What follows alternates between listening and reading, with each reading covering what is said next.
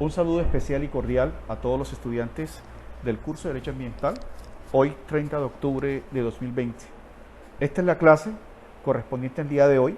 Vamos a trabajar unos aspectos sustanciales e importantes, como es el caso de la consulta previa, y las sustentaciones de las sentencias pendientes y de las clases pendientes las desarrollaremos la próxima semana como un cierre total de este ciclo. De esta manera los invito al estudio de otros institutos constitucionales del derecho ambiental. En particular, vamos a hablar hoy de la importante figura constitucional extraída también de los reconocimientos que el derecho constitucional hace de las comunidades indígenas y afrodescendientes en lo referente al equilibrio del impacto ambiental de sus territorios y la necesidad que el Estado tiene, bajo el principio de interés general y el desarrollo social, de elaborar y desarrollar proyectos de gran escala de explotación o cualquier otro tipo de proyectos que se refieren a este tipo de territorios. Empezamos por advertir que en la sentencia de SU del 123 de 2018, la Corte Constitucional ha definido la doctrina del derecho a la consulta previa de la siguiente manera. Puede ser entendida, entre otras cosas, como una garantía procedimental para lograr justicia ambiental para las minorías étnicas. La razón del derecho a una consulta previa radica en que la justicia ambiental permite referirse a la administración y al manejo de las acciones humanas que impactan en el ambiente, la distribución de los costos negativos que causan los actos productivos de las personas y el acceso a los recursos naturales. Tres aspectos importantes resultan de esta directriz constitucional. Primero, que la consulta previa implica justicia ambiental. La justicia significa que cada quien reciba, se le reconozca o se le compense lo que merece. En segundo lugar, habla de minorías étnicas, es decir, aquellos que antropológica, social y culturalmente han estado arraigados o pertenecen a territorios y cuyas culturas, cosmovisiones, es decir, sus creencias religiosas, sus rituales, están directamente apalancados en la visión ecosistémica y ecológica que representa la naturaleza y el medio ambiente para ellos. Y por último, las acciones humanas, es decir, cómo el desarrollo social, político, económico de un país, de una región, necesariamente siempre van a crear impacto ambiental. ¿Pero qué busca esta figura? Que exista una distribución de esos costos negativos, ¿sí? Que exista un equilibrio para que ese impacto realmente redunde en actos de producción de las personas y el acceso a recursos naturales. No se rompa el equilibrio de estas civilizaciones, de estos pueblos, en donde es difícil en principio, pero a través del principio de justicia constitucional se trata de entablar un equilibrio en, como ustedes ven, ¿no?, generaciones presentes y futuras de tales etnias, en donde los rituales, las cosas sencillas, su modo de interpretar la relación del hombre con la naturaleza, varían de comunidad en comunidad. Surge, bajo la definición del concepto de consulta previa, dos conceptos determinantes, tanto para el derecho internacional como para el derecho constitucional: el territorio y el derecho a la propiedad privada. La propiedad colectiva se reconoce a los grupos étnicos como una garantía fundamental actualmente en Colombia y en cualquier estado social de derecho.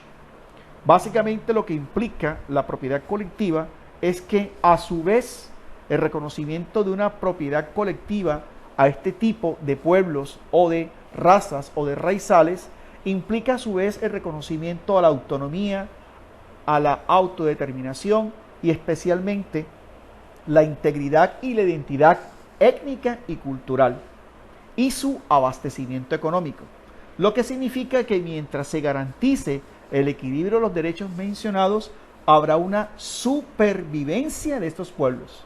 Miren que es trascendental lo que estoy mencionando. No es simplemente garantizar el impacto de un proyecto ambiental, es que el proyecto ambiental, a pesar de su impacto, permita de que estos pueblos puedan cultural, social y étnicamente, garantizar su relación estrecha con el medio ambiente, de tal manera que puedan sobrevivir. Estos pueblos en particular no buscan la sobreexplotación, como si lo buscan las tendencias capitalistas de la mal llamada civilización o modernidad. En todos estos pueblos el principio espiritual humanitario es que ellos toman del ambiente, del ecosistema, de los aspectos ecológicos, lo necesario para vivir, porque su relación con el medio ambiente es estrecha, es cosmogónica, es humanitaria, y lo que se está advirtiendo es que se permita que estos pueblos sobrevivan, muchos de ellos aún no preparados ni siquiera para el contacto físico con la mal llamada civilización. De tal manera que a partir del convenio 169 de la OIT, especialmente el artículo 21, se establece que hace parte de la Convención Americana de los Derechos Humanos, conoce esta categoría, estos pueblos como tal. El derecho al territorio, por consiguiente, implica que el Estado debe proteger no solamente esos territorios, sino que debe garantizar formas de propiedad diversas a la individual o propiedad. ¿Qué significa? Que esos territorios geopolíticamente tienen limitaciones, tienen características y deben permitir que estas etnias, que estos grupos de afrodescendientes, que estas poblaciones puedan participar administrativamente en la administración y protección de sus territorios. En días pasados veíamos en Colombia cómo se movilizaron muchas mingas, más de 10.000 indígenas, independientemente del motivo político, que es el que se pone en duda y el que no es menester discutir aquí, más sí de que hay realmente una población en Colombia que en virtud de estas características que estamos estudiando hoy, están requiriendo una atención y una planificación urgente del Estado. El principio realmente que se reconoce en la Constitución se denomina la autonomía y autodeterminación de las poblaciones en el ámbito territorial y del cual da cuenta el artículo 63 de la Constitución Política. Y el otro derecho fundamental que está de por medio en esta materia es el artículo 58 de la Constitución Política de Colombia, que es el derecho fundamental a la propiedad.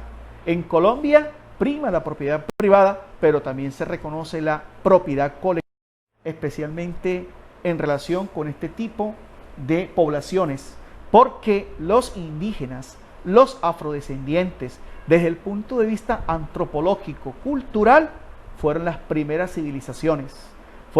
Gracias a ellos debemos, en cierta forma, la base de la historia de una nación, de un territorio y del mundo, y de ahí la importancia internacional que se le ha venido reconociendo. En el marco internacional es el convenio 169 de la OIT de 1989 que ha reconocido los siguientes derechos. El artículo 14 de este convenio establece el derecho a participar en la utilización y explotación y conservación de los recursos naturales renovables que existan en estos territorios. El artículo 15 habla del derecho democrático de participar en los beneficios, óigase bien, derivados del aprovechamiento de tales recursos. El artículo 15 igualmente habla de la garantía, quiero que abran comillas sobre este particular, de ser indemnizados de forma equitativa, proporcional a los daños causados por terceros en desarrollo de dichas actividades. Y aquí empieza el fundamento de la consulta previa. Si bien es cierto, es inevitable en algunos casos el impacto ambiental, ¿sí?, el impacto en las comunidades, lo que busca la figura que está en estudio esta tarde es que antes de cualquier concesión de una licencia ambiental, antes de concederse la autorización para el desarrollo de un proyecto, bien sea de explotación minera o de yacimientos de minerales, se vea exactamente una planificación en la cual intervengan los pueblos, que son los que en últimas pueden dar con claridad y a ciencia cierta cómo proteger sus intereses o en su defecto ser compensados. De igual forma, el convenio en el artículo 15 habla que en programas agrarios nacionales lo que se hace referencia a políticas de tierra, se debe siempre garantizar a las poblaciones interesadas las condiciones equivalentes de las que disfruten otros sectores de la población. Es decir, así como hay leyes agrarias que promueven la protección al desarrollo del campo en materia de los campesinos y a otros tipos de formas de propiedad agraria, la misma debe surgir para el caso de poblaciones indígenas. Son más de 100 comunidades, pueblos indígenas regentes en nuestro país que muchas veces se sienten invisibilizados y que se hacen visibles gracias a la figura del derecho a la consulta previa.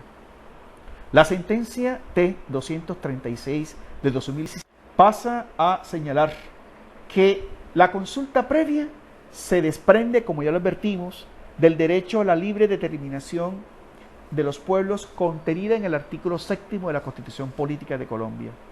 Esta figura está definida, óigase bien, como el derecho fundamental que tienen las comunidades indígenas, tribales y afrocolombianas a ser consultadas sobre cualquier decisión que pueda afectarlas directamente. El derecho a la consulta previa está estrechamente relacionado con el derecho a la participación y al ejercicio de este derecho. En pocas palabras, y para hacer una síntesis de la importancia del derecho que estamos estudiando, la Corte lo ha definido en los siguientes términos: el derecho a expresar su opinión sobre la forma, el momento y la razón de medidas decisivas o ya aplicadas que inciden o incidirán directamente en sus vidas. Ya aquí hay una relación clara, ¿no? O sea, de que es un deber del Estado promover el derecho a la propiedad colectiva e individual a favor de los pueblos indígenas. ¿Para qué? Para que el Estado no traslade a estos pueblos que han estado milenariamente allí, ¿sí?, habitualmente en esos territorios, el libre consentimiento y cuando fuera necesario que puedan garantizar la misma calidad o medidas de compensación acordes con la costumbre y la cultura. Es un deber del Estado proteger a estas comunidades, de tal manera que nace de acuerdos internacionales o de tratados internacionales, pero como el caso del convenio 169, es importante mencionarles que luego de 2 años de debates y discusiones, se redactó este convenio, ¿no?, número 169 en junio de 1989, disculpen, ratificado por Colombia mediante la Ley 21 de 1991. ¿Qué quiere decir? Que hoy día cualquier juez de la República puede aplicar directamente en el país, especialmente en el tema de consulta previa, especialmente en el tema de responsabilidad estatal, aspectos como el respeto de las culturas, las formas de vida, las tradiciones, las costumbres y las propiedades étnicas como tal.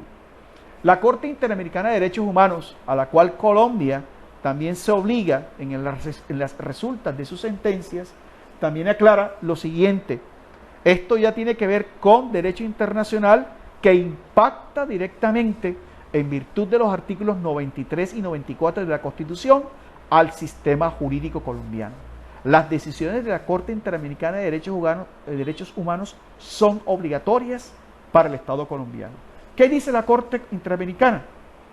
De que siempre que se trate de planes de desarrollo o de inversión a gran escala que tengan un mayor impacto dentro del territorio de comunidades indígenas, tribales o étnicas, el Estado tiene la obligación no solo de consultarlas, sino también de obtener el consentimiento libre, informado y previo de estas, según sus costumbres y tradiciones.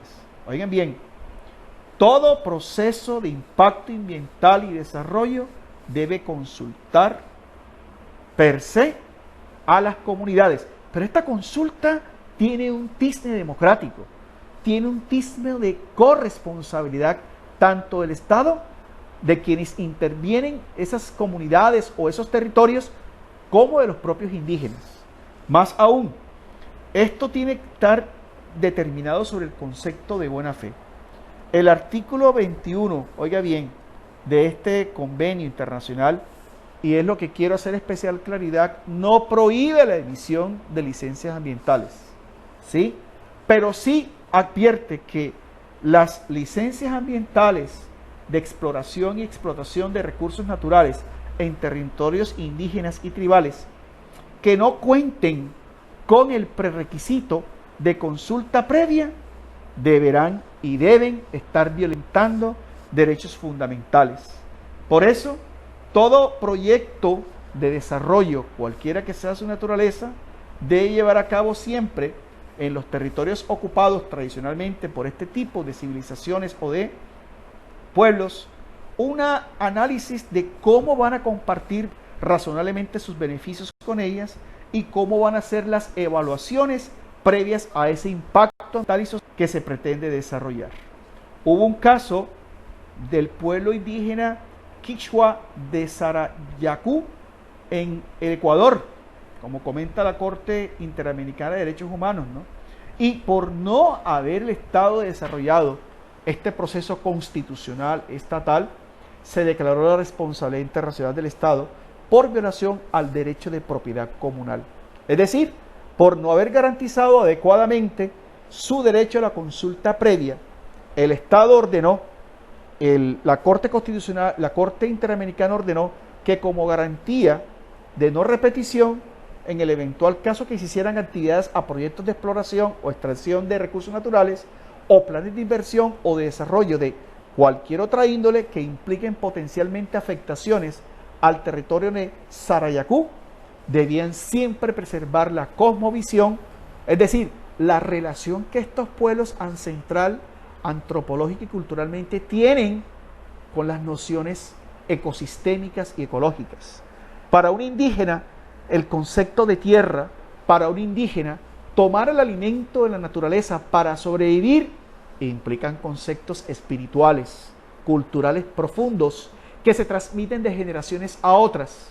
Distinta forma es la que ocurre con la gran industrialización o modernización, donde el ser humano se ha vuelto consumista, utilitarista y abarca más de lo que realmente necesita para vivir, rompiendo los equilibrios.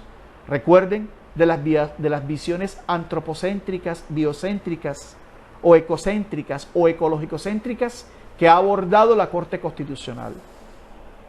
Estos procesos de participación y consulta previa deben constar, oigan bien, de etapas preparatorias y planificatorias de cualquier proyecto, cualquiera que sea su naturaleza. ¿Qué debe garantizar el Estado en este tipo de proyectos? El plan o proyecto que involucre o pueda potencialmente afectar el territorio ancestral, que implique la realización previa de estudios integrales de impacto ambiental y social por parte de entidades técnicamente capacitadas e independientes y con la participación, abro comillas, activa de las comunidades indígenas involucradas. Miren que son estudios muy profundos, ¿no? Estudios interdisciplinares, antropólogos, científicos, geólogos, psicólogos sociales, que van de la mano con el conocimiento ancestral de los representantes de esas comunidades para legitimar tres cosas básicas: la validez ambiental, social, cultural de la intervención y del proyecto, la compensación que esas comunidades tendrán por el impacto que va a generar en sus vidas tal proyecto y la preservación de la identidad cultural y étnica de ese pueblo que es intervenido, consultado. De tal forma que existen dos niveles de afectación cuando de consulta previa se trata y cuando de proyectos de tal naturaleza hablamos. La Corte Constitucional, tomando los parámetros de la Corte Interamericana de Derechos Humanos, habla de dos niveles. Uno general, que deriva, por ejemplo, de las políticas y programas que de alguna manera conciernen a las comunidades indígenas y afrocolombianas. O sea que debe haber regulaciones particulares que en función a los estudios que se dieron preserven la identidad étnica cultural de presentes y futuras generaciones, la supervivencia armónica e igualataria de ellos. Dos, otro de carácter directo, que se desprende de las medidas que pueden afectarlos específicamente. ha dicho que debe consultarse siempre que exista una afectación directa sobre los intereses del pueblo indígena involucrado, es decir, cuando la comunidad vaya a recibir una intromisión intolerable en sus dinámicas sociales, económicas y culturales. Porque resulta de que la comunidad puede estar dependiendo en su forma ancestral de organización política y social de algo que ese medio ambiente proporcione y que va a verse afortado en este proyecto, y él debe prever tales condiciones. Mírenlos, no importan los grupos, no importan dónde se encuentren ubicados, ellos, indígenas y afrodescendientes colombianos en nuestro caso, merecen un derecho especial porque ellos fueron los primeros que histórica y antropológicamente habitaron y dieron un respeto conforme a sus creencias, ¿sí?, conforme a sus cosmologías a tales pueblos, y merecen hoy día, gracias a la Constitución del 91 y gradualmente al derecho internacional, un reconocimiento, y que habíamos hablado que se están haciendo visibles democráticamente, en donde el pueblo colombiano, en representación del Estado, debe prestarles la debida atención. Para ir cerrando este estudio muy corto, la Corte también ha dicho que para especificar aún más los supuestos en los que se produce tal afectación, esta Corte ha fijado los siguientes criterios: cómo ponderar, cómo identificar cuáles son las afectaciones que puede generarse en raíz o como consecuencia de un proyecto social de inversión por parte del Estado en pueblos o en territorios indígenas. El primero, cuando la medida administrativa o legislativa altera el estatus de las comunidades porque impone restricciones o concede beneficios. El estatus se refiere a su reconocimiento, a que ellos ya tienen un reconocimiento en ese territorio y que se debe garantizar ese respeto de manera permanente y sostenible. 2. Cuando las medidas son susceptibles de afectar específicamente a las comunidades indígenas como tales y no aquellas decisiones que son generales y abstractas.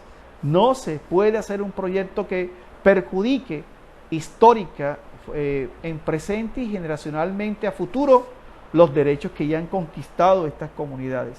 Y por último, el tercero y cuarto, que dan cuenta de que en lo que tiene que ver con el convenio 169, del cual ya hemos hecho mención, cuando se trate de regulación de explotación de yacimientos de petróleo ubicado dentro de pueblos indígenas, y cuando esas medidas a implementar se traten de también explotación de recursos naturales en territorios indígenas. Concretamente, en estos dos últimos casos, surge algo interesantísimo. Concretamente, la Corte ha identificado la presencia de una afectación directa, porque va a haber explotación minera, va a haber afectación del suelo, del subsuelo, de las capas, del medio ambiente, de las contaminaciones. Ustedes saben, especialmente en materia del derrame de crudos, cómo se impacta durante décadas en los ecosistemas o todos los principios ecológicos de la naturaleza. En esos casos, óigase bien, deben haber medidas legislativas, presupuestos y proyectos de inversión financiados con recursos del presupuesto general de la nación, a efectos de que se dé oportunamente la prestación de servicios de educación que afecten directamente a las comunidades. En pocas palabras, el eventual impacto, potencial impacto, tiene que ser compensado con proyectos de desarrollo integral a esas comunidades. Solo de esa manera podrá pensarse en la concesión de licencias ambientales, de contratos de concesión o de concesiones mineras, entre otros. Ahí están, ¿no? A su manera, la Constitución ha ido organizándolos, ha ido generando en ellos posiciones para ir haciéndose visibles. Y hay que respetarlos, y hay que reconocerlos, porque en cierta forma, los indígenas, los raizales, los afrodescendientes, en su manera de coexistir con el medio ambiente, garantizan a su vez la preservación. Y es por eso que actualmente ustedes ven como en la Sierra Nevada hay guardianes ambientales que vienen y devienen de este tipo de comunidades, ofreciendo una mayor garantía. Finalmente, Y para cerrar este estudio, hablaremos un poco de la consulta previa como requisito indispensable para la concesión de una licencia ambiental cuando se afecta a comunidades étnicas. Es decir, la afectación, mis estimados estudiantes, siempre va a darse. Lo que se busca es que exista justicia ambiental. Lo que se busca es que exista compensación. Lo que se busca es que esos pueblos que habitan tradicionalmente estos territorios no pierdan su estatus, no pierdan y puedan sobrevivir realmente a tales cambios. Esencialmente, para poder otorgar una licencia ambiental, debe verificarse que no se produzca deterioro grave a los recursos naturales renovables o al medio ambiente en general. De tal manera que el otorgamiento de una licencia ambiental debe estar precedida no solo de la consulta como tal, sino de todos los estudios ambientales, culturales, políticos, administrativos, compensatorios, para evitar que la expedición de esa licencia ambiental o los proyectos que van a afectar a esa comunidad no vulneren los derechos fundamentales reconocidos en los tratados internacionales. La licencia ambiental resulta entonces ser el instrumento mediante el cual se puede guardar la integridad y forma de vida de las comunidades étnicas que habitan un territorio que va a ser afectado por un proyecto y que en consecuencia, entiéndase bien, el otorgar una licencia ambiental que no incluya las consultas previas cuando la actividad autorizada para afectar a comunidades étnicas así lo exija, constituirá sucedido fuentes de vulneración del derecho ambiental. Para consulta existe la sentencia T 698 de 2011, donde se hizo o está el antecedente de un caso de la Administración Municipal de Río Sucio Caldas respecto a la concesión de una licencia ambiental que no realizó consulta previa, ¿no?, al resguardo indígena Cañomomo Loma Prieta. ¿Qué decidió la Corte aquí? La Corte se observó el indebido procedimiento o la violación al debido proceso en tratándose de derechos fundamentales a las comunidades indígenas y preservó el derecho al medio ambiente, a la salud y a la cosmovisión de la comunidad, obligando a realizar la consulta previa, ¿sí? Pues la sala consideró que no debía entrar a calificar el grado de afectación posible, pues esa es una de las cuestiones que debía abordarse en el proceso de consulta previa. Así las cosas, en todo caso el procedimiento deberá salvaguardar y deberá comprometerse a permitir la interlocución con las autoridades y con los responsables de los proyectos para que estos valoren en consumo o unánimemente con las comunidades la afectación que éstas pueden sufrir por el impacto que se va a desarrollar.